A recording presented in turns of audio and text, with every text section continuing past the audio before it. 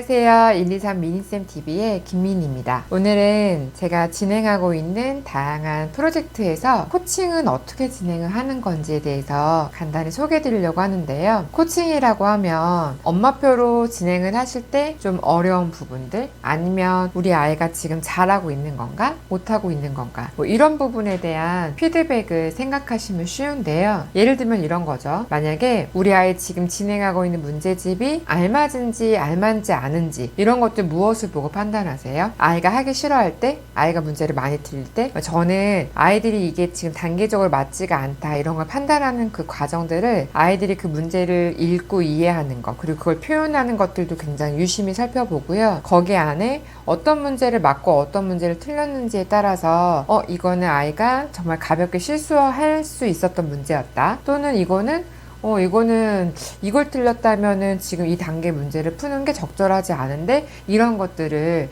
그동안 수업 경험을 통해서 좀 느꼈던 것들이 있었어요. 그래서 이 부분들을 코칭을 해드릴 때 같이 말씀을 드리는데요. 제가 진행하는 프로젝트 안에 코치형이 있고 강의형이 있죠. 강의형은 그냥 그동안 그 교재를 어떻게 활용하는지에 대해서 제가 가지고 있는 노하우들을 영상으로 담은 것들만 참고하시는 거고요. 사실 그건 그 단계를 선택하시는 어머님들, 우리 아이가 그 단계를 제대로 수행할 수 있는 실력이 어느 정도인지는 가늠하지 않은 상태에서 엄마의 입장에서 엄마의 그 선택에 따라서 고르게 된 거니까 그거는 얼마나 아웃풋이 좋을지는 사실은 모르는 거예요. 근데 그거를 제가 진행을 하는 과정을 지켜보면 이게 단계 설정이 처음부터 좀 너무 어려웠다, 내지는 좀 쉬웠다, 그래서 어려우니까 교재 안에 있는 내용을 충분히 소화하지 못할 게 예상이 되니 그럼 그걸 대체할 수 있는 다른 것들을 해보시면 좋겠다, 또는 활동을 쉽게 진행할 수 있으니 여기에 플러스 알파로 어떤 걸 더 해보시면 좋겠다라는 것들을 코칭해서 알려드리는 거죠. 즉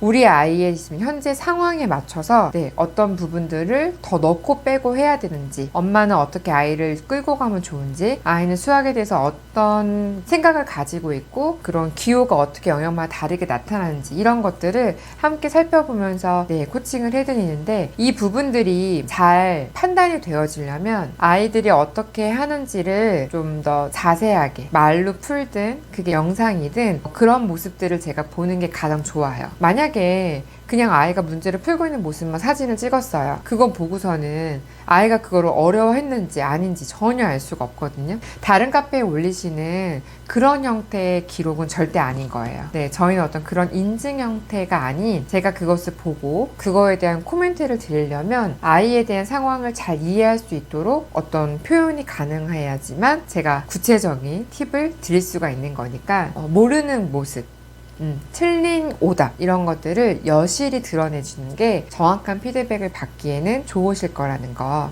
말씀을 드리고요. 예를 들면 이런 거예요. 지금 제가 제 앞에는 교과 문제집을 푸는 친구의 문제집을 가지고 와봤어요. 아이들이 이 문제집을 푸는 모습에 따라서 이 아이가 연산은 어느 정도 되고 암산은 얼만큼 되는구나, 어려운 문제는 이 정도 대처할 수 있는구나, 이제 이런 것들을 판단할 수가 있는데요. 예를 들면 지금 4학년 1학기 최상위 문제집이에요. 근데 이 카드를 이용해서 가장 큰 곱, 가장 작은 곱을 만들어야 되는 부분에 엄청나게 지금 계산의 흔적이 보이시죠? 근데 이 계산의 흔적에서도 뭘 알 수 있냐면 이 아이는 지금 받아올림이랑 내림은 쓰지 않고 중간중간씩만 써서 표현하고 있어요. 그렇다는 건 기본적인 암산에 대해서 크게 어려움을 갖고 있거나 이러진 않죠. 하지만 중간중간 식들을 너무 많이 썼어요. 예를 들면 더하기 하는 그 식들을 기본적인 암산이 가능한 42,000 더하기 2,800 정도는 충분히 암산이 가능한데, 이런 걸 눈으로 쭉 다 나열해서 써가지고 계산을 하고 있어요. 근데 그 계산을 할 때는 받아올림을 쓰거나 내림을 쓰거나 그러진 않아요. 그렇다면 이 친구가 암산 실력은 기초 부분에서 나쁘지 않아요. 그런데 어느 정도 연습량이 필요한 부분에 대해서는 좀 더 중간 과정을 생략하고 암산할 수 있는 부분에 대해서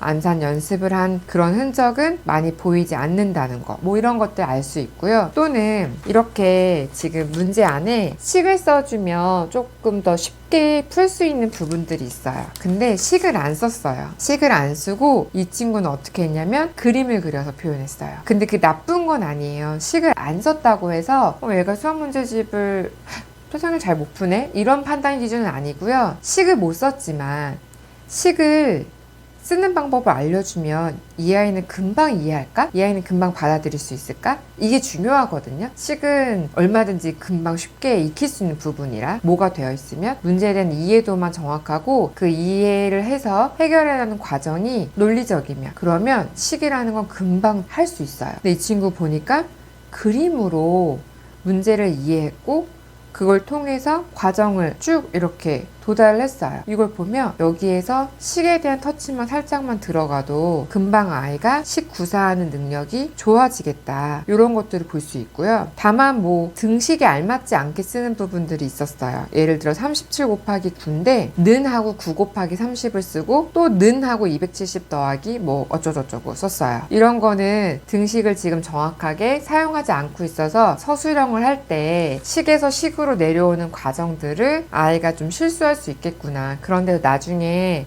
정확하지 않은 오류가 있어서 그런 부분들 때문에 부분 점수가 뭐 깎일 수 있겠구나. 이런 게 예상이 되는 거죠. 아이들 이런 작은 풀이 과정 안에서도 또는 문제를 풀 때 어떻게 계산을 했는지 그 계산 흔적 안에서도 이 아이가 수학 문제를 어떻게 대하는지 어떤 식으로 사고를 흘러가면서 풀고 있는지 여기저기 막 계산을 해도 과연 그 막 계산하는 흔적들이 흐름을 타고 가고 있는지 아니면 자기도 자기 계산의 흔적을 전혀 알아보지 못하게 아무런 패턴 없이 자기도 막 계산을 하고 있는지 이런 것들을 보면서 구체적으로 수정해줘야 될 부분들의 팁들이 나가죠. 그렇다면 유아 친구들은 유아는 문제집에 이렇게 흔적을 내면서 풀 일이 거의 없잖아요. 그러니까 이런 경우는 오답의 답을 봐야 돼요.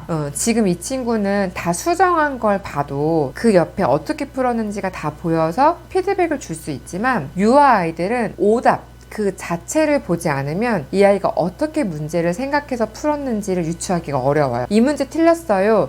그것만 정보를 알아도 그것 또한 코칭을 해드릴 수 있는 부분들이 있는 건데 거기에 플러스 오답까지 보이게 남기시면 아이가 못하는 모습을 감추는 것보다 못하는 모습을 드러내야 훨씬 더 우리 아이한테 효과적인 코칭이 나간다는 게 저희 진행하는 프로젝트 코칭형의 특징이라고 할 수 있습니다. 어쨌든 제가 코칭을 해드릴 때 현재 상황만 판단해 드리는 게 아니라 그거에 대한 보완, 앞으로에 대한 진도 이런 것들에 대해서도 간략하게 피드백을 드리는 부분이기 때문에 연산 프로젝트 한다고 해서 사고력 프로젝트라고 한다고 해서 사고력 그 문제 안에서만 이야기할 수 없어요. 수학이라는 건 여러 가지가 다 결합돼 가지고 아예 수학 실력이 형성되는 거잖아요. 그러니까 그 부분 안에서만 말할 수 있는 게 아니고 보여지는 거에서 제가 예측할 수 있는 부분까지도 연산이면 연산, 문장에 대한 문장 이해, 아니면 독해적인 부분이면 독해적인 부분인 것들 이런 것들도 함께 살펴보고요. 교구 활동을 할 때 코칭은 이런 부분들은 사실 그냥 사진으로는 알 수 없고요. 그 아이와 짧은 3분 정도의 대화 동영상이 있으면 훨씬 더 좋죠. 이 아이는 교구를 어떻게 조작하는지 진짜 그 짧은 시간에도 판단할 수가 있거든요. 그래서 그런 것들을 남겨주시면 제가 아이도 파악하면서 구체적인 방향성들을 잡아드릴 수 있을 것 같습니다. 이게 제가 진행하고 있는 코칭이 들어가 있는 프로젝트의 방식이고요. 뭐 강의형이든 코칭형이든 뭐가 더 좋다 나쁘다는 없어요. 뭐가 더 좋다 나쁘다는 없고 강의형일 때 주의하실 점은 아이의 진도를 잡으실 때 너무 높게 잡거나 그러지 않고 나가시는 게 훨씬 좋아요. 즉 엄마표로 할 때는 예습 위주로 뭔가 많은 학습 시간을 구성하는 것보다 다지고 다지는 시간을 좀 더 충분히 가지시고 예습은 조금 잡아가시는 게 훨씬 더 엄마표를 제대로 잘 하시는 방법이거든요. 특히 유아나 초등 저학년 친구들한테는 더더욱 그렇고요. 이 부분 꼭 고려를 하셔서 진행을 해보시면 좋을 것 같습니다. 오늘은 제가 진행하는 프로젝트에서 코칭은 어떤 방식으로 진행을 하는지 소개를 해드렸어요. 많은 분들께서 두 가지 형태에 대해서 고민하시기 때문에 이 영상을 참고해 보시면 좋을 것 같습니다. 오늘 영상은 여기까지고요. 저희는 다음 영상에서 만나 뵙도록 하겠습니다. 다음에 또 만나요.